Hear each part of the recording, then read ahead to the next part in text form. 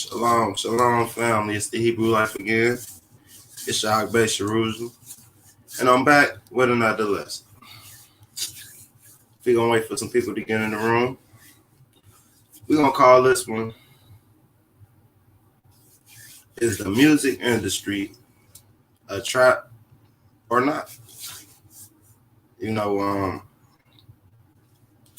Everybody should have a touch basis on the music industry and how it goes. A lot of us were raised and sat in front of a TV, and nowadays it's a tablet or a computer, but it's the same thing. Entertainment. The entertainment industry is very big. It's a very wealthy entertainment. It's a very wealthy industry, and it's a very influential industry. So, I just want to see what people thought about, this question. Me coming from a black community, a so-called black community, I see the influence of music, and I see how it creates these fads and these trends, and how impactful idols and entertainers can be when it comes to music. I feel like it's taking a big toll on the community. I feel like certain trends have been set in the black community that causes the youth to be on a downward spiral. I feel like it's not profitable. The trends that are trending and the trends that people do and the youth do is nothing that's going to benefit us or benefit them in their future. It's all pride. I feel like it's all pride. And on top of that, it's an industry taking advantage of the less fortunate, taking advantage of people who just can't say no to some contracts, just can't say no to some deals.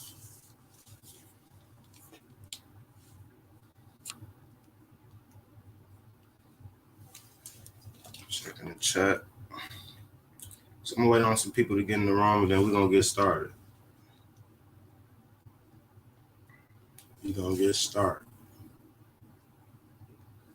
One person watching.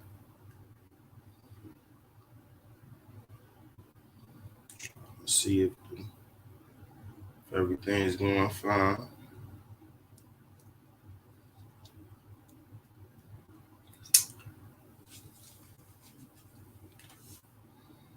All right, we're going to get started.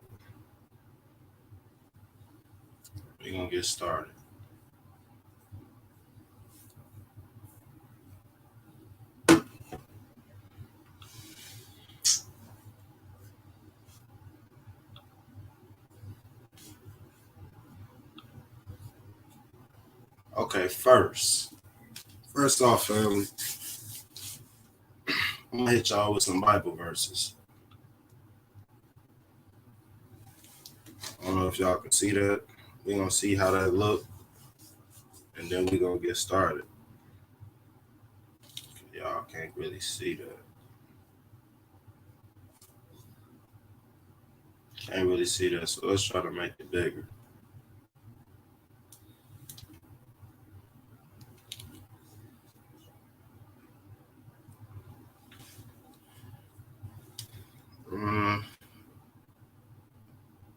I don't know if you guys can see that, but we're going to try to get it big. But anyway, it says Exodus 22 and 25. It says, if thou lend money to any of my people that is poor by thee, thou shalt not be to him as a usurer, neither shalt thou lay upon him usury. So this here in Exodus is saying if we were to be around whoever, his people, my people, that is poor by thee, whatever nation that may be, they should not practice usury on us. I feel like this whole system is built on usury. When you think about it, ignorance is profitable. If you don't know something, you could possibly pay for it out your wallet. And the same goes with the rap industry or the music industry, or whatever you want to call it. Mainly it's the rap industry because this doesn't happen to in country music. This doesn't happen in any other pop. You know, the industry is set up for the artists to fail, but it seems like in the rap culture, the artists beef with each other and fight with each other, and it's just a culture that isn't seen in any other genres of music. Let's go back.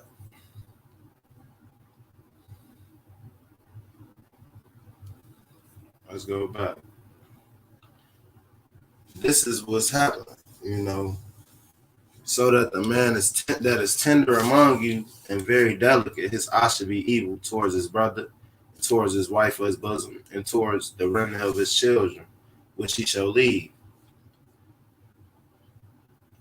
The man that is tender and delicate, I should be evil. I feel like that's what the industry is. It's become a gladiator sport.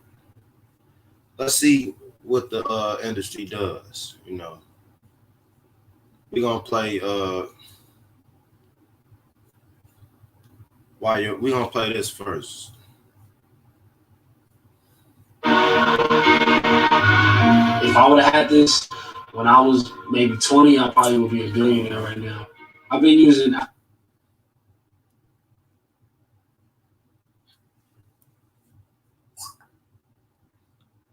Check.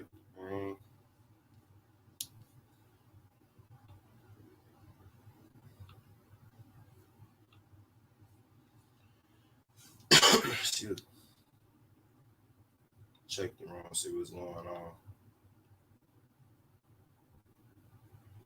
Okay, we ain't really got nothing jumping right now. We're gonna continue on with the lesson.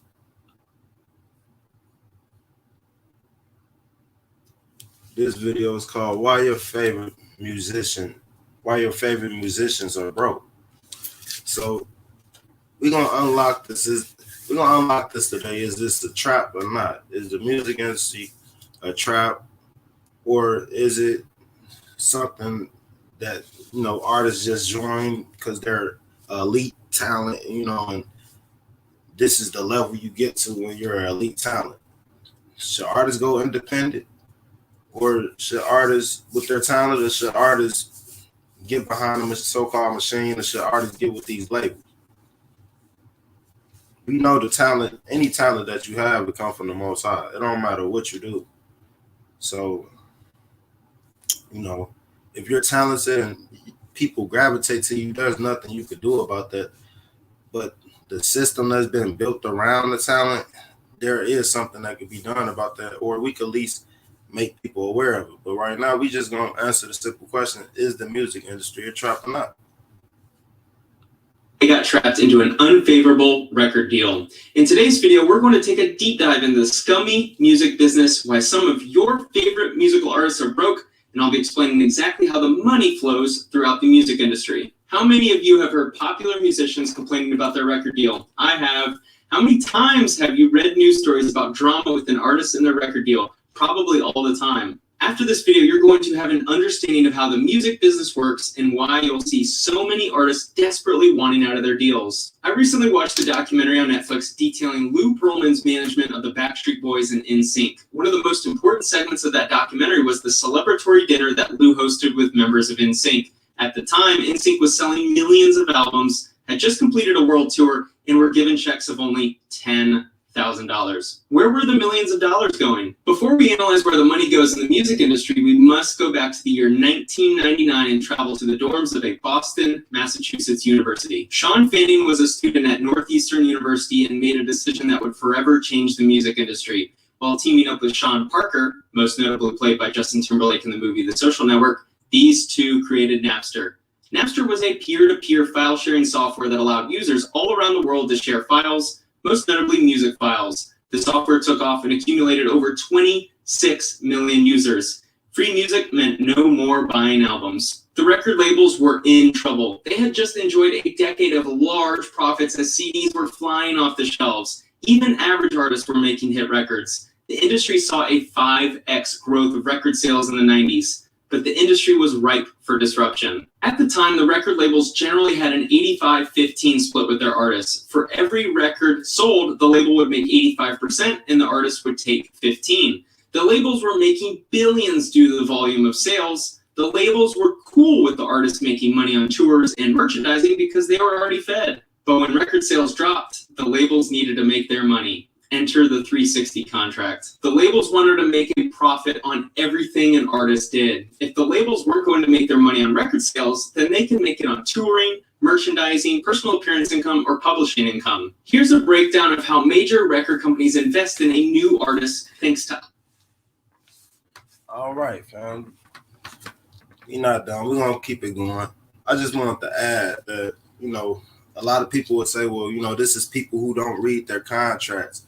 That don't happen to everybody in this industry. This is what people say who continue to believe in the Wizard of Oz, fairy tale that, that everyone is out for your well-being, that they see how you see, that they want what you want for yourself. And that's not the case. These people are opportunists. And when you come into the industry, you must understand that, going in that usury is practice, that they get a way more of a cut from your work. You do most of the work, so a lot of times people get burnt out. They seem to be like a guinea pig on the wheel, a treadmill effect where they're not getting anywhere and they have so many miles to go. So we're going to see if this just happens to people who don't read their contract, or this is just how things are set up and there's nothing you could do about it. But, try to be independent as possible. IFPI.org. Record companies will give what is called an advance to artists. This money is given to the artist so that they can pay all personal expenses during the making of the album. I was happy just getting some answers. I ain't even know what a record advance was. They can pay rent, make their car payment, or take drugs for a boost in creativity. The purpose of the advance is to allow the artist to only worry about finishing the album. There are a lot of expenses that go into making an artist pop. This breakdown is $500,000 to $2 million of expenses before the artist even makes any money. The reason why the title of this video implies that your favorite artists are broke is because these expenses are called recoupable expenses. Every contract is going to be different, and how much is recoupable is going to be different from artist to artist. This is money that the record label invests in the artist. It's not exactly an investment, though, because the artist actually owes this money back to the label, making it recoupable money for the label. A lot of these artists you may follow that grow a big social media following quickly, have expensive cars, rent large homes, own expensive jewelry, may actually be no better off than you or me. Why? Because all the money that goes into creating the star must be paid back. Remember how I said that record labels typically have an 85-15 split with record sales? Let's say I'm a new artist and the record company invests $500,000 into my brand, my image, building my social media accounts, and my advance fees. They're trying to create a star. Here's where the catch comes in. They eat first, so they keep their 85% off the top. If I sell 100,000 records and the label makes $10 a record, then I generated $1 million in revenue. The record company makes their $850,000 and I take home $150,000. But my recoupables were $500,000. Now I'm in debt to the label. That's right. I sold $1 million worth of records and I'm in debt to the label. I still owe them the remaining $350,000. I guess I'll just tour and get a sponsorship deal, right? Remember when I mentioned the 360 deal? Yeah, the record label has their hands in everything I do. Using this template from digitalmusicnews.com, who acquired it from Elliot Resnick, you can see how a typical contract would look. The label may keep 25 to 50% of gross revenue earned from various sources. You may sell 500,000 of merchandise. 250,000 goes to you, the other half to the label. But the label is going to charge you with the expenses to make and sell the merchandise, so your net is going to be much lower. You may sell $1 million of concert tickets, but only 750,000 goes to you. And then you have to pay your tour promoters, your tour manager, and any other people you have on staff. Don't forget, I still owe $350,000 to the label, so that gets paid first. Keep in mind that a lot of bands have multiple members, so the pot of gold for the band gets split multiple times. Oh yeah, these bands all... All right, you watch and you could do the math and you could see that, that the numbers are uneven and that the artist isn't really getting anything. They're getting something, but it's not worth the art that they put forth. If you're in a band, as they just said, the cut is even smaller. Excuse me. So if you remember the 90s, it was a lot of groups out, R&B groups, rap groups. And let's just do a recap period in hip hop on music in the urban community. Music started out as something, an educational tool, something to educate the people, something to inform the people of what's going on a daily basis. But through time, it's been turned into this, I guess, this glory battle or this pride battle, self-glorification, exploiting women and men, exploiting children and the old, putting off a culture into the community that's not real. This facade of a life that's not real, this making it big and you didn't make it, nana nana boo boo type of thing going on these days. There's nothing being, the youth isn't being educated, the people aren't being educated. They'll be educated on what's the newest designer clothes, or the newest car that just came out, or they'll be informed on what the artist just bought for themselves, but they won't be informed on anything that's going to benefit them. I'm going to continue to play it, and I'm going to let it play for a little bit longer. Also have accountants, lawyers, producers, and taxes to pay. Here are some relatable, noteworthy stories. TLC filed for bankruptcy while selling millions of records. Ice Cube left NWA when he realized how little he was making.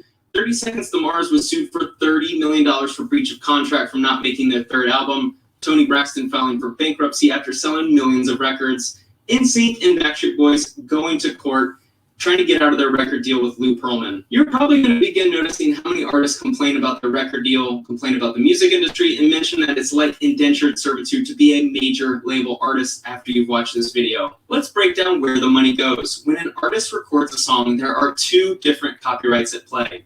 Number one, the composition of the song. Many of your favorite artists don't write their own songs or produce all elements of the song. For hip hop and rap, you have the producers, featured guests, and ghostwriters. For other genres, you may have background vocals, guitars, or lyrics composed by someone else. These people receive royalties. Number two, you have the final product, which is known as the masters. You will hear this term all the time when artists are complaining about their record deal. This is the final version of the song that is released to the public. You will hear artists all the time talk about owning their masters. Taylor Swift was recently in controversy with Scooter Braun surrounding ownership of her masters. If you don't own your masters, then the label owns them and can do whatever they like with them.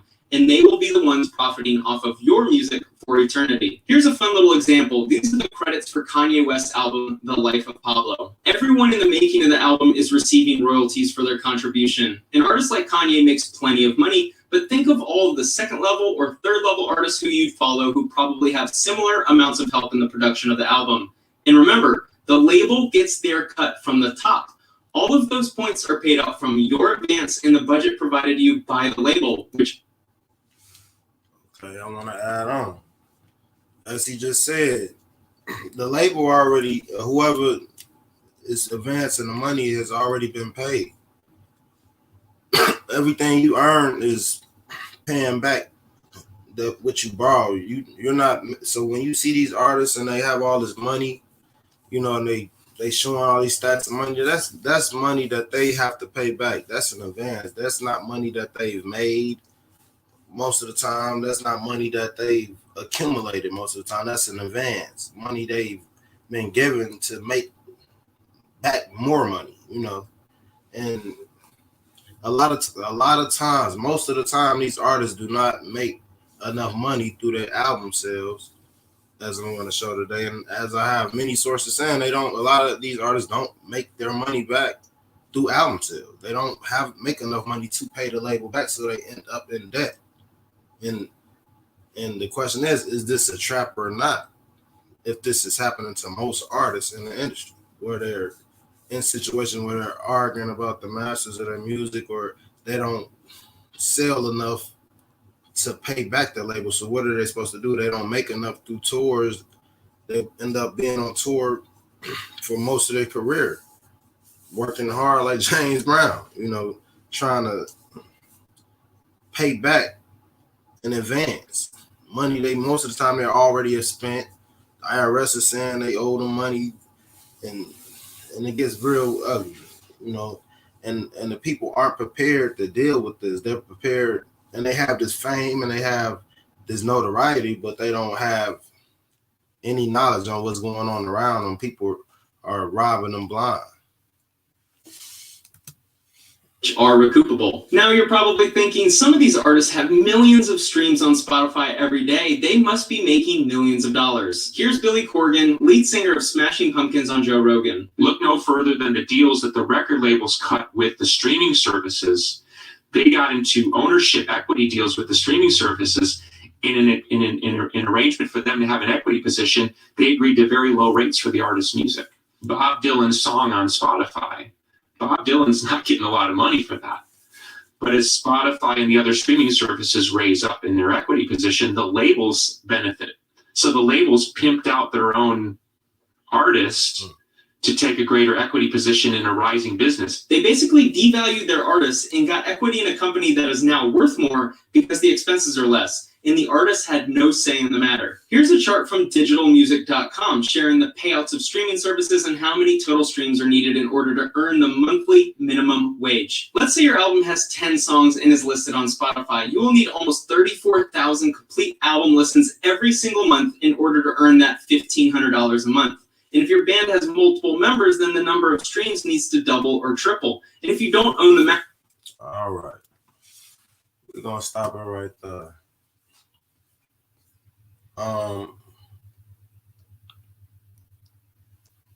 Checking the room. As y'all see, it's a very ugly industry. From what everybody's saying, I've been trying to take it slow. I'm not trying to get struck by YouTube on any, community violations or anything again. So I'm trying to take things, slow. I don't want to offend anybody, but it is what it is. The truth, the truth hurts sometimes. The truth hurt all the time, not sometimes. Depends on who you is. Sometimes it feels good, it stings a little bit. Medicine doesn't taste good, but it's good for you, This is Deuteronomy 28:56.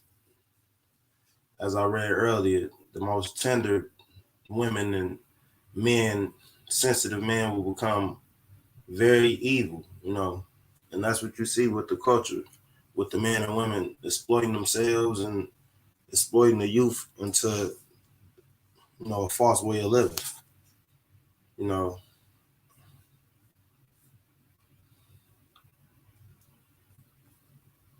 We're going to go on to some more verses.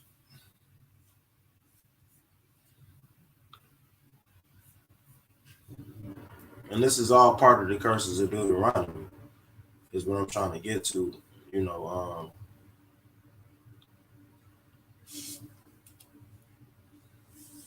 all a part of the curses of Deuteronomy.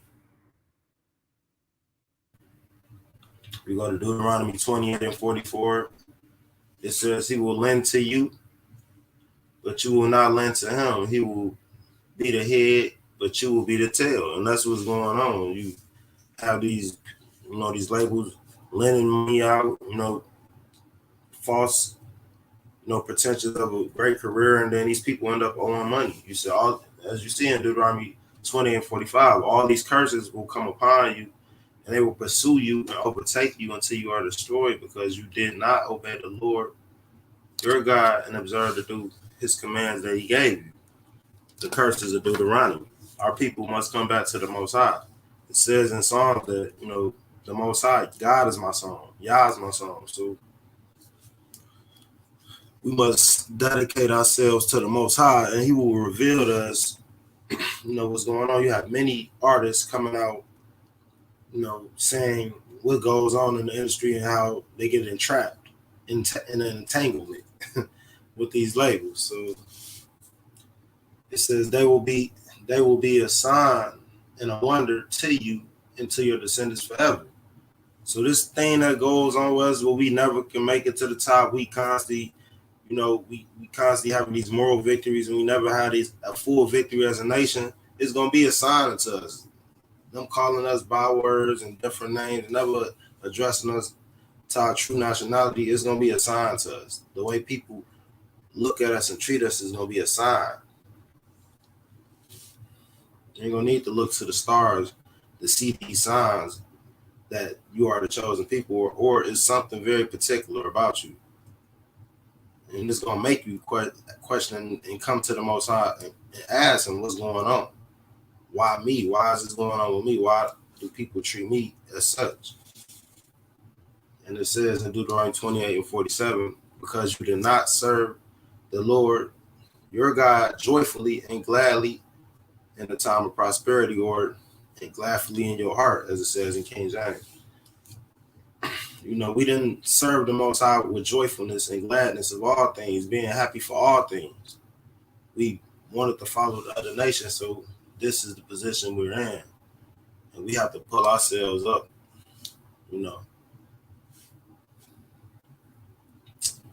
All right.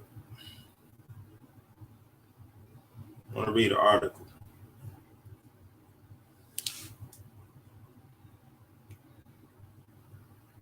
See if everybody can see this. I don't know if you can see this or not, but you can go to it. The article is called "The Music of Mass Incarceration," and this is published in 2020. Recently, it's on AmericanBar.org, and I'm going to read.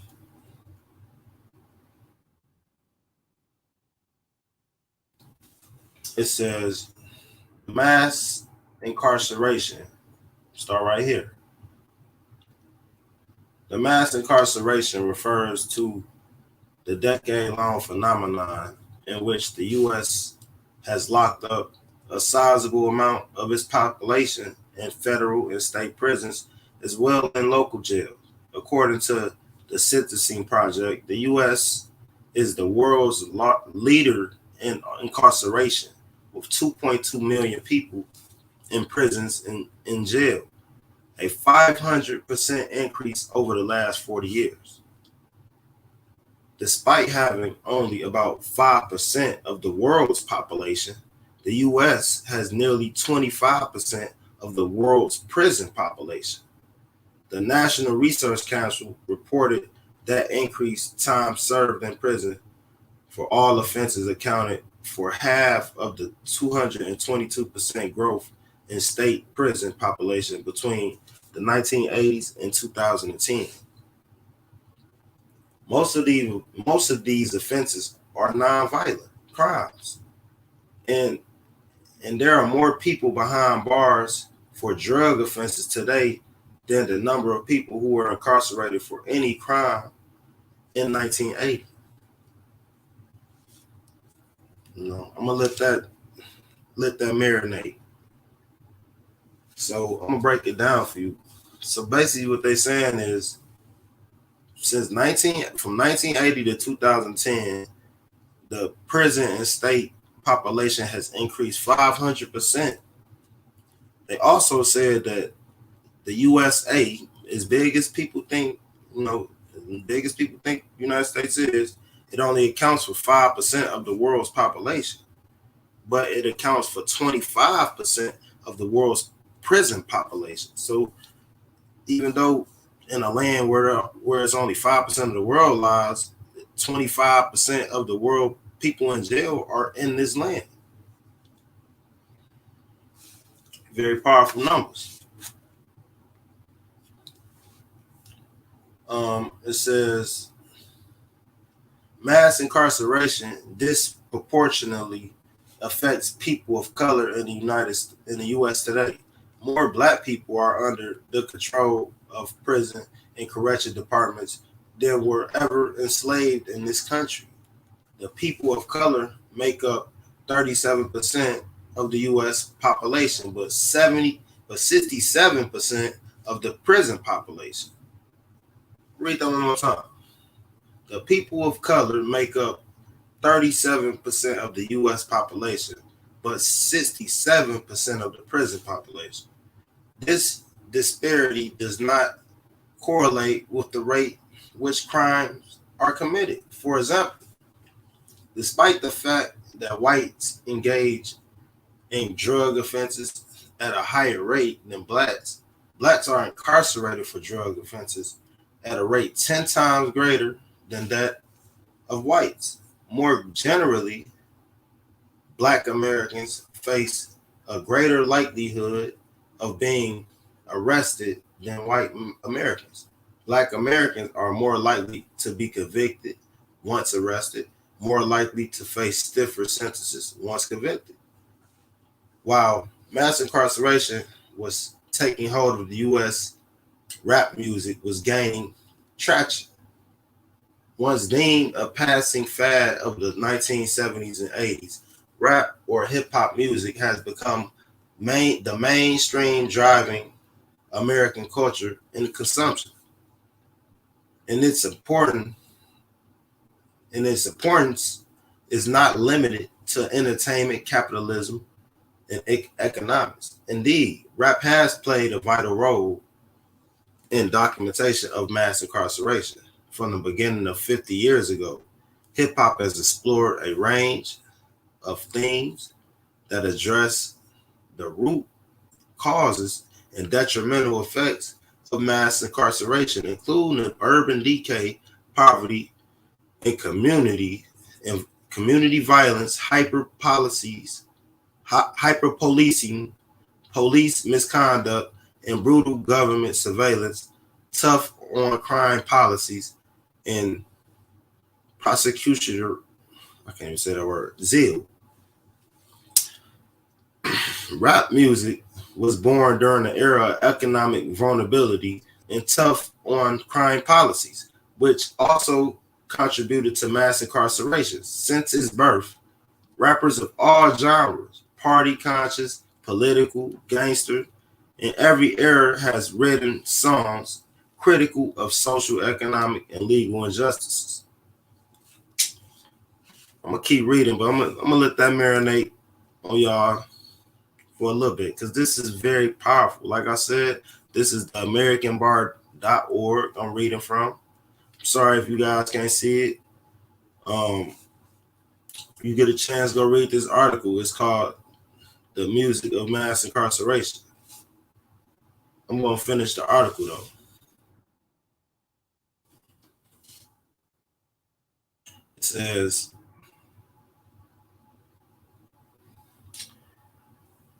It says they have paid particular attention to the devastating effects of criminal legal system on Black communities.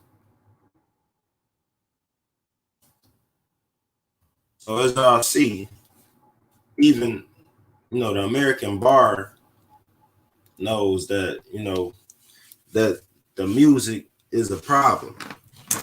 They said the devil was the lead choir in heaven, So it makes perfect sense if he's using the music just like a flute to a cobra to lead our people into into jail and into the graveyard or to just bad situations just by making a bad career choice, something that wasn't going to benefit them or their children.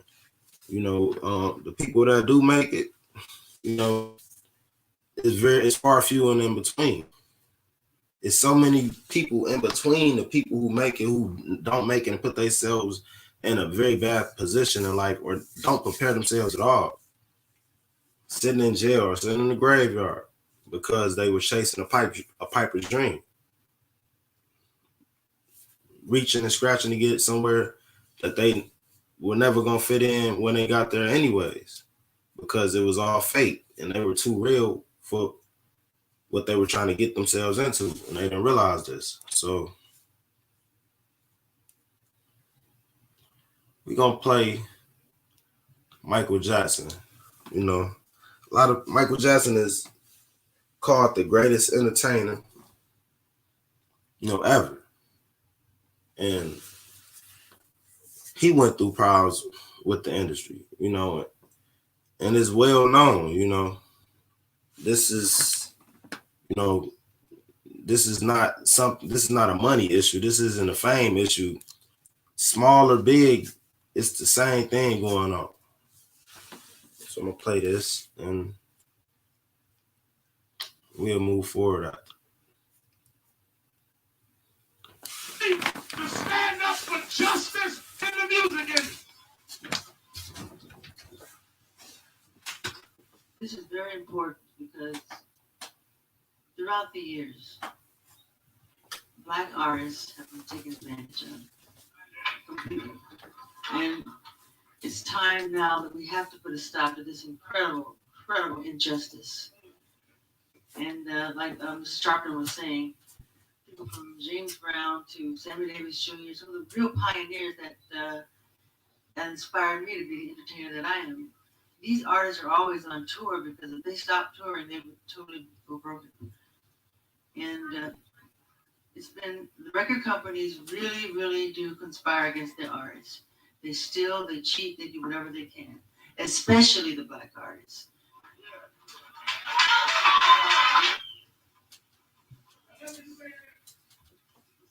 Sony Tommy Mottola.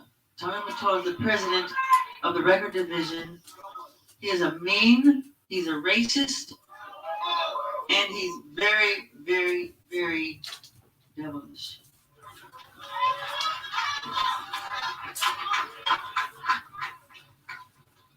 In this way, and whoever else artists that are on their label that are stop. Somebody stop. I want to hear the guys to that.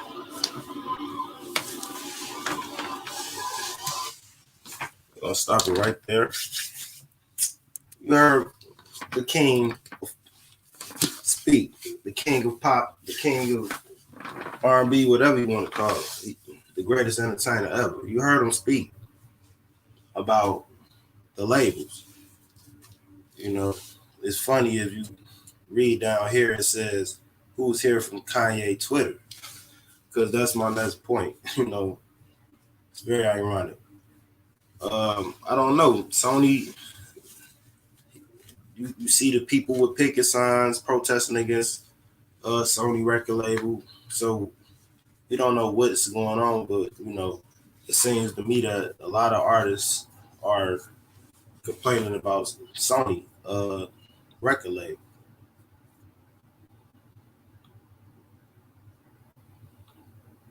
Let's see what Kanye says.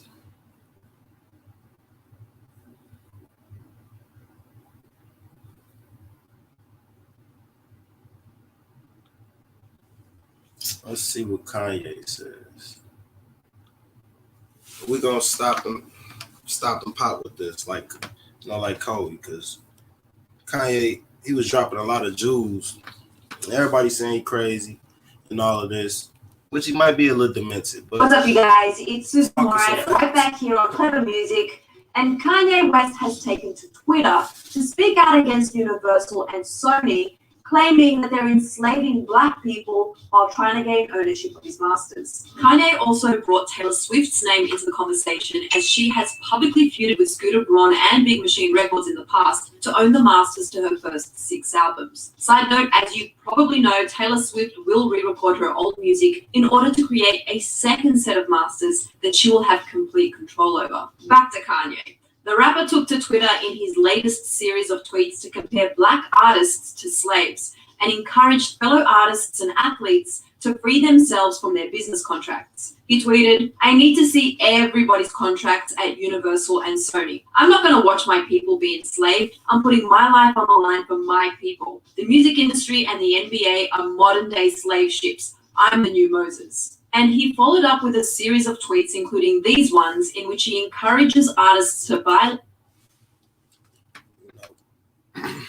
Kanye is, a man. Everybody knows his reputation. They know how high he got in the industry. The shoulders and the elbows he brushed against. We're at the top of the game, and I see he going through a divorce right now. I couldn't, I seen it coming. I seen her playing a nice, wholesome life, and she probably gonna get a nice piece of the pie for dealing with his erratic behaviors. But as you see, he says buy property. Use government money, buy land. This is what Kanye West is saying on his Twitter. So, which is a great idea. Me personally, I feel like that's what people should be doing. We should be trying, we like Daniel in Babylon. We have to, we're not in our own country, and we kind of in captivity, and we have to try to do our best while we're here. We can't get complacent and too comfortable. We can't be buying gold, diamond chains, and diamond this, and cars, and houses, and all these different things, and designer clothes. And none of this stuff adds or builds the community that we come from. And I feel like it's just a very foolish and sick thing to do. You don't see anybody else do it. See the boxer Manny Pacquiao, when he gets his money, he goes back to the Philippines. He rebuilds the Philippines. Julio Cesar Chavez and any other artists. These artists, that's just boxers and sports and entertainment. When you see these people from third world countries get paid millions of dollars, they take it back to their country. Their country go through a catastrophe or a global disaster of any type, they step up and they donate, and they're first in line to serve their people. But it seemed like in the Black community, we make all of this money, we have all these entertainers, but yet we still haven't evolved to come together as a nation and to bring equity in.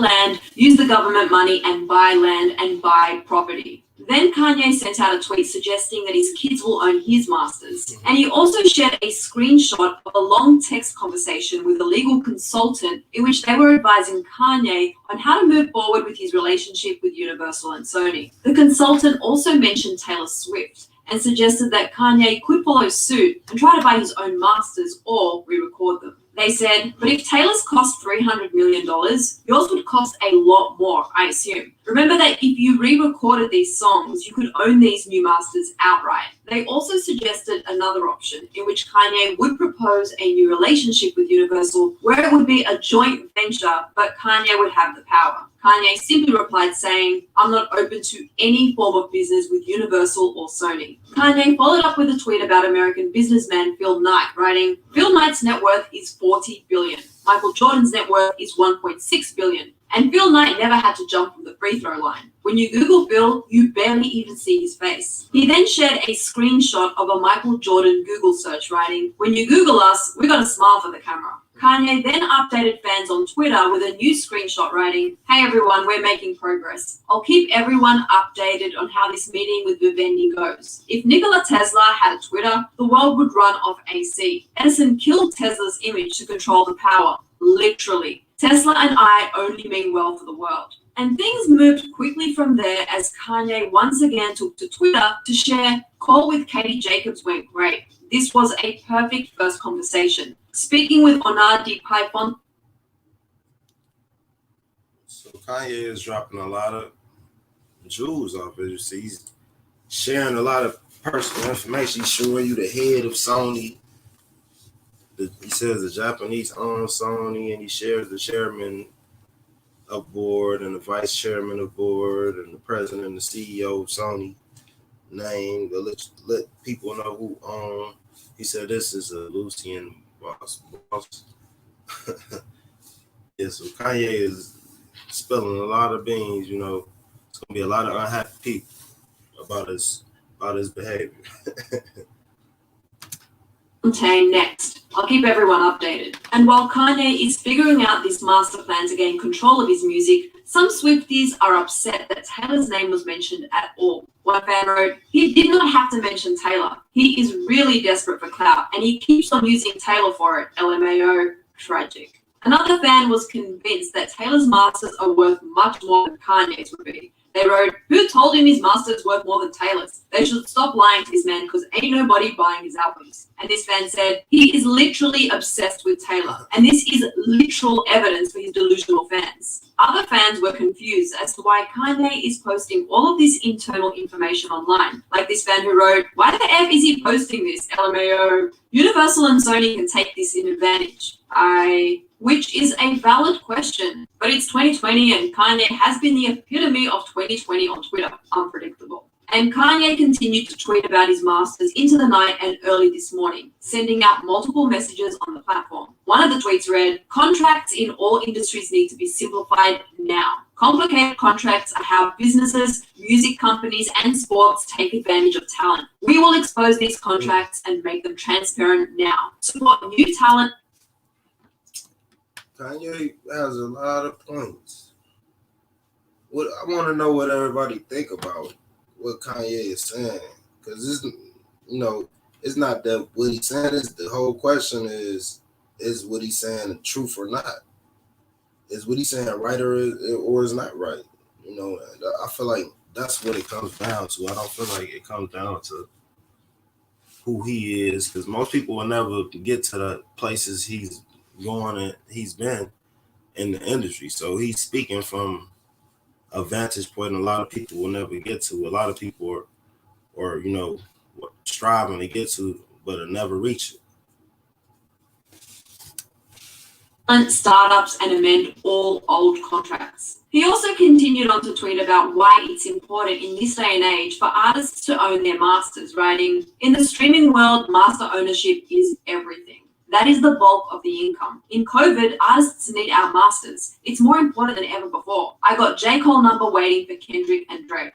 Kanye's mention of fellow rappers Drake and J. Cole comes just a few days after he publicly demanded an apology from them. Kanye has been rumored to have feuds with both artists, and he seemingly wants to fix things now. But Ye's tweets didn't stop there, as he continued to express himself on Twitter, writing things like, "I promise we will be free and own our masters, but we must be faithful to God this time. And no more killing each other, no more threatening to take each other's girls and wives. Let's show the world how great we truly are." And Kanye emphasized once again how important it is for artists to own their masters, writing, "The artist we are." And Kanye emphasized once again how no more threat.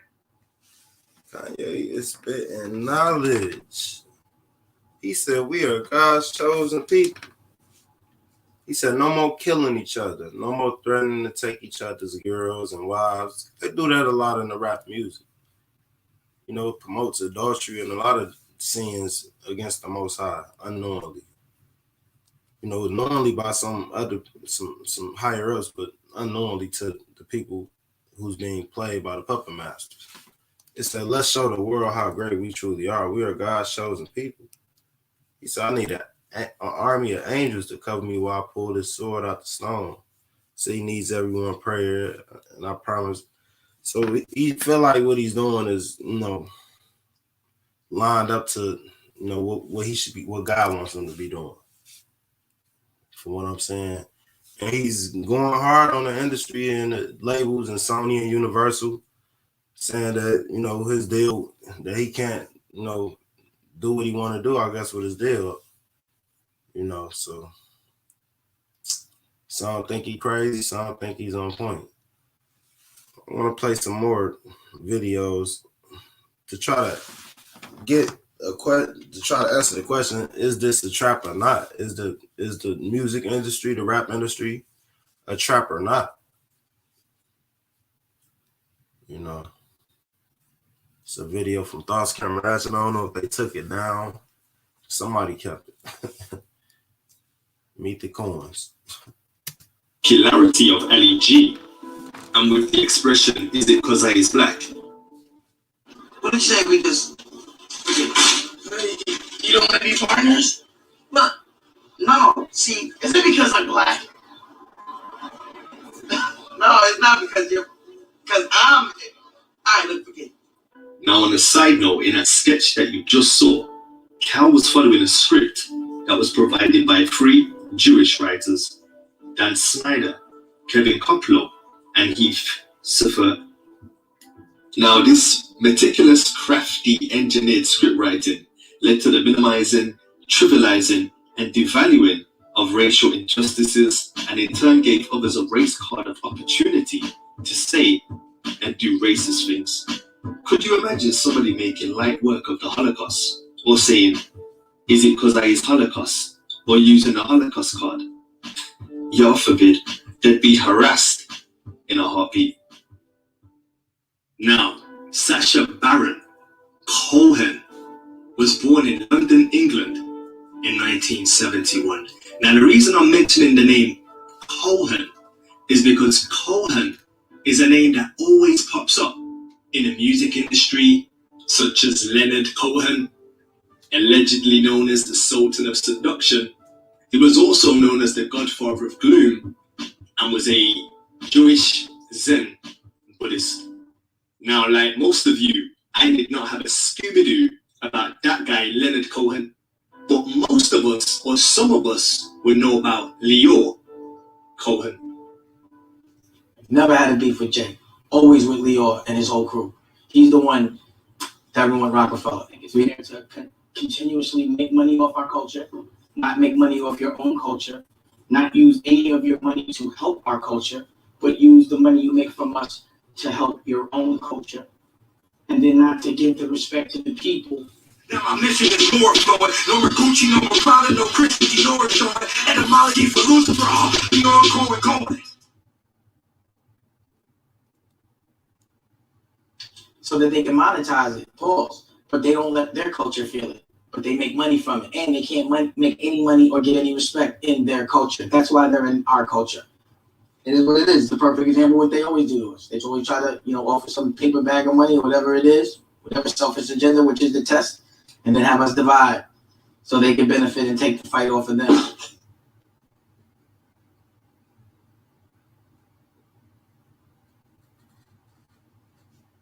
Moses said the Jews are priests to nations, and it's easier to be a priest to nations when there's multiple nations to intermediary between, and that could come in any factor. But generally, like as a believing Jew, we believe we have some role as a priest to nation that historically might have came out in intermediary as commerce, as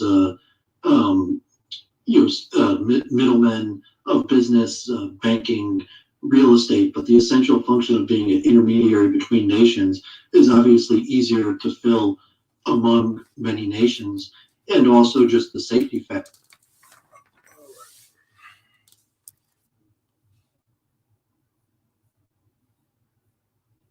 All right. I think we got enough information to come up with a verdict, is the rap industry a trap or not? Nobody can stop him. 6 9 will do whatever to be famous. He put his life at risk weekly. Right thing, is he really a blow? This video is brought to you by 6 9, another puppet in the industry. Self-explanatory what they just said. This is the culture of the youth, to do whatever to try to be famous, to do whatever to try to make it in the industry that they don't have no knowledge of what's going on in it. To me, it seems like a trap from where I'm at. It seems like a trap. It seems like nobody's being taught true economics on how to build generational wealth. They're dependent on strangers and labels, to be paid and to look at it as a career. And though they might have the talent, they don't have the knowledge to understand who they're dedicating their talent to, who they're giving their talent to. They should give their talent back to the Most High, because he's the one who gave it to them. They should dedicate their talent to the Most High, and I believe he will take care of you. If you want to go independent and make it a business, you can do it as an artist, but to play the game that most people lose, no, I think it's a trap. Most people who don't fall for the trap is people who knew the trap was already there, and they played it accordingly. We're gonna end it off with this one. The careers of the artists on a label called 300 Entertainment. I believe it's owned by Mr. Cohen, but let's watch. Let's see. At Surfshark. Stay tuned to find out more. No. You're going to keep them guessing, but we're going to take advantage of the fact that they have huge listenership. This year I want to sing.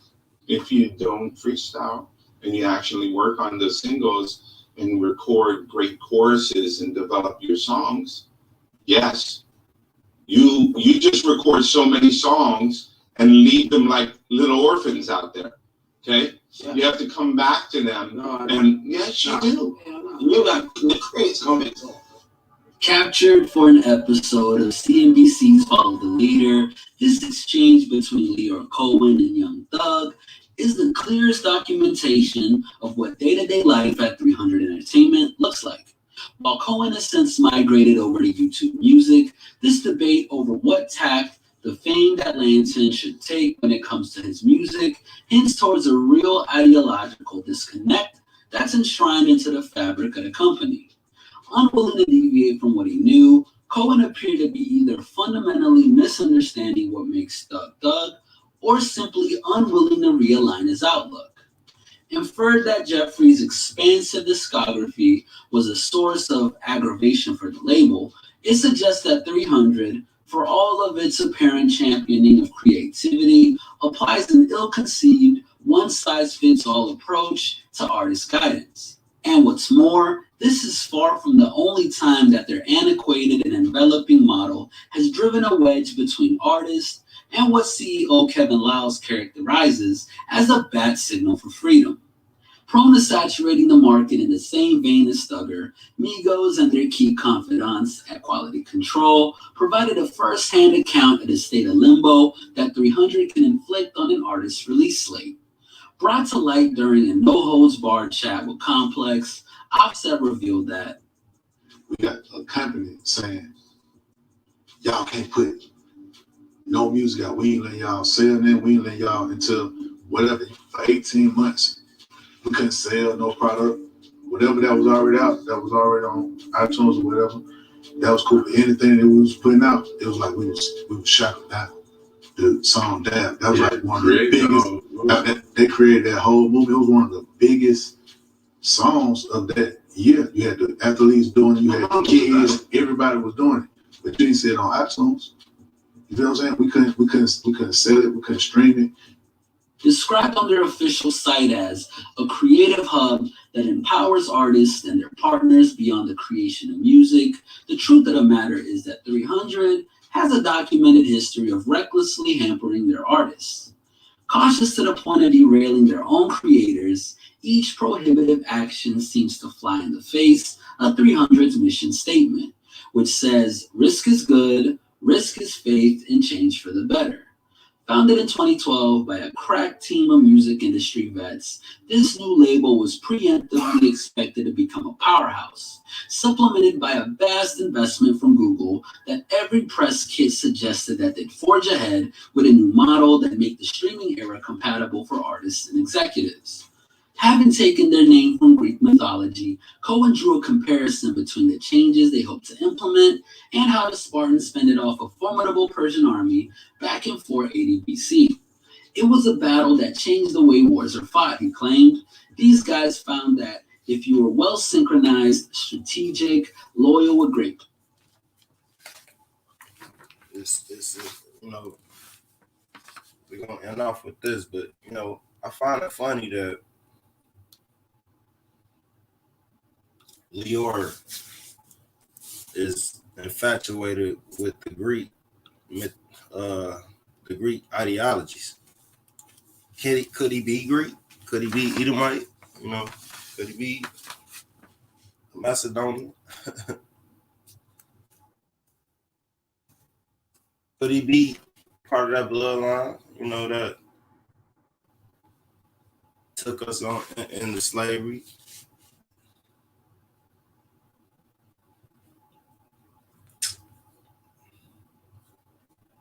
It says in Joel 3, you have sold us into the Grecians.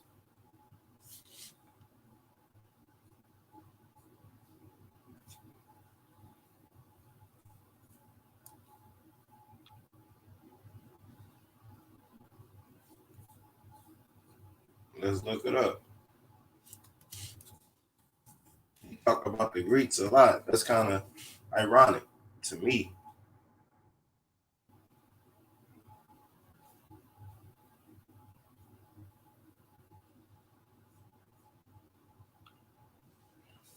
It's kind of funny to me.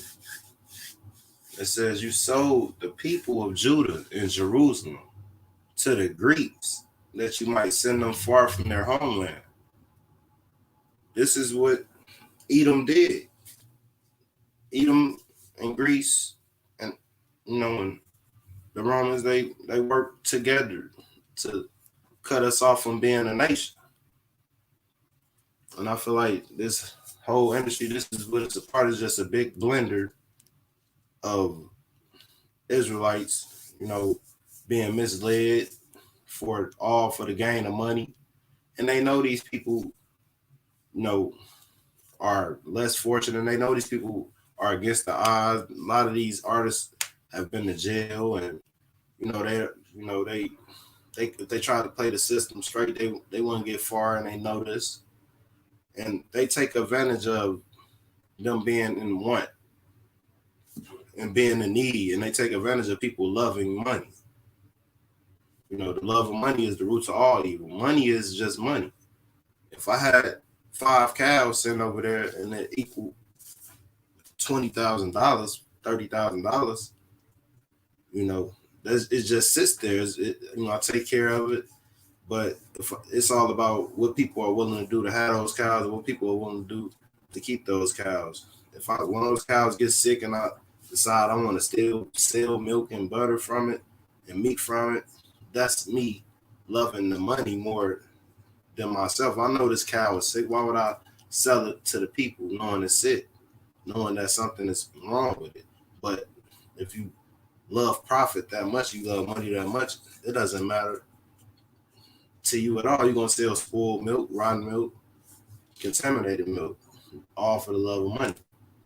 And the same goes with these artists. It don't matter if they selling poison to the people or to the youth. As you see them talking in the boardrooms, it doesn't matter. They trying to sell something and they want people to buy. They don't care what they're selling is poison to the youth and towards the community that these people come from. Where these people are idolized and people look up to them and people see that they made it and they feel that, hey, I could do something great too. I could make it too if they came out the same community.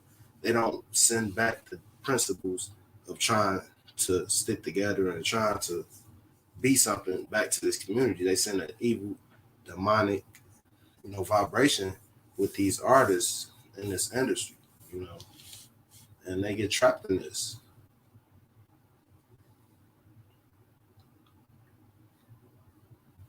So let's continue. I just found that funny. He was into the 300 and the Greeks. He looked kind of Greek to me, Edomite. He looked Edomite street, but anyway. Planning and preparedness, you could do much more with less and be highly effective. Yet for all that they've painted a picture of a creative utopia, these sentiments are in direct conflict with the grievances of many rappers who, as opposed to feeling liberated, feel as though their apparent focus on empowerment is an illusion. In the case of Rich the Kid, who signed a deal with 300 as distributors for Rich Forever in June of 2016, things would sour in explosive fashion just 2 years on. So I want to take a quick break to thank our friends at Surfshark. Tired of not getting a hold of the content you crave based on your geographical location? Well, Surfshark VPN serves as a master for free, but you live in the UK? Surfshark's got you covered through getting the chance to sign up for a free trial of HBO Max. Support an unmatched 30-day money-back guarantee and seamless connection to over 700 servers in 63 countries. So if you want to escape your digital barriers, use the code HipHopMadness for an initial 85% discount. And if getting the best price available isn't enough, this also gives you the opportunity. Listen, y'all gotta let me have this damn contract. I don't wanna be with y'all no more. I told y'all, I'll give y'all this money back. I don't wanna be with y'all label no more. Y'all suck. Y'all is trash. Listen, young independent artists, do not sign with 300 ENT. It's the worst label ever. Thankfully, the New York rapper has made it through with most of his buzz intact, seeming more or less unobstructed by whatever 300 imposed on him. But in other cases, artists haven't been so lucky. And even when they haven't overtly expressed their discontent with the fortified wall of red tape, the label's track record of handling exciting prospects is damning to say the least. Exploding onto the scene with his unique hybrid of singing and hard-edged rap, Fetty Wap had all the momentum in the world after Trap Queen besieged the world. To this day, the viral 10 times platinum track remains 300's biggest selling single. So, with that sort of accolade on its side, you'd imagine that the label would entrust Fetty to replicate this magic. Well, if 50 Cent is to be believed, Fetty's fall from grace was aided and abetted by internal disputes at 300. Defending Fetty from accusations of irrelevance, the icon proclaimed he just had contract issues. It makes an artist not want to make music. As a result, his buzz was whittled down to damn near nothing and made what seemed to be a superstar in the making into persona non grata on the Billboard charts since his feature on 6ix9ine's Kiki. In Fetty's fall, we have another case study that builds the picture of the culture at 300. One which, if this rapid succession of mishaps is to be believed, is defined by indifference in the face of their artist's needs. Whether that may be a renegotiation of the terms of their creative and organizational freedom, or providing adequate promotion in order to broaden their appeal. Far from a new phenomenon, this trend of a lackluster end product after initial hype dates back to the very beginning. The first rapper signed to the label after its inception, Seattle's Raz Simone, gained no shortage of fanfare among the mainstream press, but has subsequently went nowhere since then. Speaking of Forbes, the man behind the Black Umbrella imprint spoke of his amazement at being able to sit at a table with them and not have them talk down to me. It's great. They're not stopping anything I want to do. They're not stopping the creative flow. Tune it as the next big thing. He's better known for his activism than he is for his artistry nowadays, and remains far removed from the rank of globe-trotting superstar that he was once billed as. Unrepentant in his independence for much of his career, the eccentric cult figure Hopsin signed a distribution deal with 300 in October of 2017. After his first 300 release, No Shame, failed to perform to the extent that he did in his Funk Volume days, 2019 saw Hop deride his most recent home in an expletive-filled rant.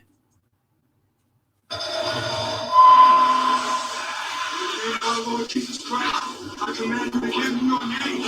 Oh.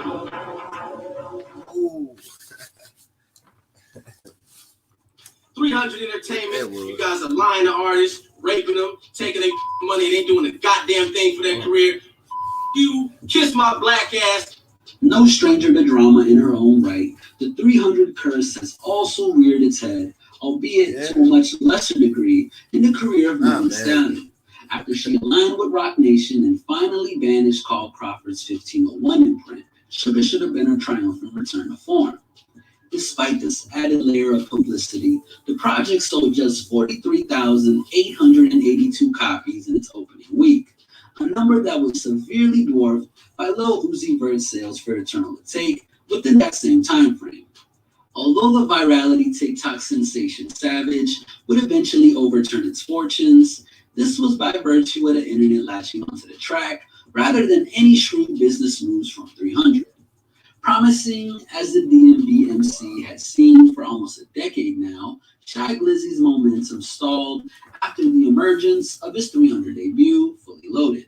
Still saddled with introductory press articles almost 6 years on from his breakout, his recent Lil Uzi Vert assisted offering Right or Wrong is better known for its controversial fueled fallout rather than by its own musical merits. When discussing the turbulent development periods that 300's artists have endured, it's impossible not to highlight the forgotten sons of Young Thug's YSL Records. Save for the self-sustained Gunna, mainstream name recognition has yet to materialize for artists such as Lil Duke, while Lil Keith's debut album Long Live Mexico, despite coming complete with features from Moneybagg Yo, INW Melly, Lil Uzi Vert, Roddy Ricch, and even his mentor Thugga, plateaued at an underwhelming 16,311 units. On the other side of the coin, we have the Platinum Plaque sporting Strick, garnering plaques for his work on Travis Scott's Coordinate and Juicy J's Ballin'. He's yet to get out of the starting blocks as it pertains to any upside potential of his own. Unreservedly talented as he may be as a songwriter and a vocalist, OMB Peasy hasn't exactly become the heir to the hypey throne that E40 envisioned him as during his time at 300. But if anyone's stunted expansion is a real indictment of the fact that 300 isn't capable of capitalizing on artist assets, it's T Grizzly. Despite harboring an unmistakable flair and an imposing flow, the much-hyped Detroit-born leader of the Grizzly Gang is trending downwards. Unveiled in May of 2018, his star-studded debut, Activated, peaked at number 10, while his next major label offering, Scriptures, topped out at number 20. Although it's viewed as some to be a return to form, 2020's The Smartest would continue his backslide with a peak of 22. Last but not least, we have a man who's nursed an uneasy truce with 300 and Rich the Kid's Rich Forever subsidiary, informing fans that "I'm so happy I'm a free man, I ain't signing nobody." In May of 2018, Famous Dex has been plagued by health issues, a battle with addiction, and flailing fortunes in recent years. Although the beef with his label's figurehead has subsided since then, there's a real sense that he's never been able to replenish the hype that surrounded him in the Liddy days of Dex Meets Dexter. While his rumored I Did It project failed to materialize, his latest body of work, the low risk, low reward, SoundCloud distributed Where's Dexter project, was the final coda sealant on his fall off for many fans. From collaborating with A$AP Rocky on Pick It Up to residing on the outskirts of the genre, Dex stands as an embodiment of the 300 experience. Although they have no shortage of talent on their roster, time and time again, 300 has proven themselves to have a very undercooked grip on how to actively support and nurture their artists. This has been a Hip Hop Madness original.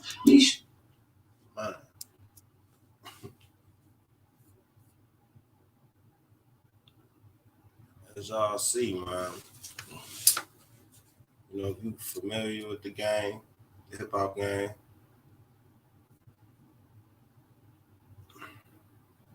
you know, there was a lot of headline artists, you know what I'm saying? So if y'all don't see that these artists, you know, have been put on the shelf, you know, and it don't matter how big you get, whether you Michael Jackson or Kanye, you know, Prince, it don't really matter. You know, you gonna be subject to play the game. And the game has been set up by them, you know, whoever that is. You know, who's, you know, if you do your research, you know who that is, you know, and you understand why it's being done to us in our community. So, you know, I rest my case. I feel like if you intellectual person, you can make your own judgment and see if it's a trap or not, the industry. You know, like I said earlier, you don't see this in any other genre of music.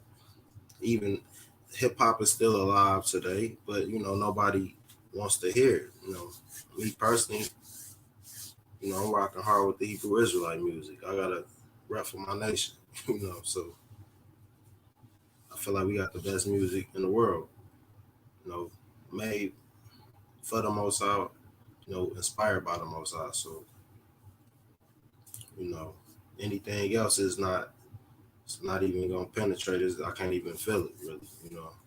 I can understand a lot of these brothers is just, you know, lost, you know, and they just vent their frustrations, you know, by the traps and the chains that they're in by signing these contracts. You know, people be thinking they sold, you know, And it's a lot of different ways to sell your soul. It could be as simple as just signing your name to a bad contract and have to live a certain lifestyle to make a certain amount of album sales. Look at 6ix9ine, all the answers he pulled, all in the name of album sales and trying to be the top artist. You know, it's become a game where integrity isn't even needed. It's been a game where, you know, being a real person isn't even needed. All these people are characters and have to play these characters and these alter identities and personalities just to make record sales or streams or whatever it is today. Because, you know, people not even walking into stores buying CDs anymore. So a lot of these artists are stuck in contracts that they probably never get out of. So is the industry a trap? I believe it is. I believe it's a daily trap too. So